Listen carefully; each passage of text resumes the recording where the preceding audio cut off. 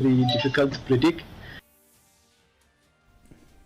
Upbeat about the Congress's poll prospects in the Tura seat, Meghalaya Congress Working President and former MLA Deborah has claimed that the Congress party will win the Lok Sabha elections from Tura seat. Stating that the Congress has done very well in Garo Hills, Marak said that the younger generation is educated and they are well versed with what is happening. She said that their candidate Salang Sangma, after winning the poll, will go to the parliament and speak on behalf of the people. I have not seen any development from MP side. As a MP, for many years, they have not done enough in Congress. Maybe this is other reasons. But now younger generation, they are very educated. They know everything. I don't need to teach them. Rather, they can teach us today what is happening.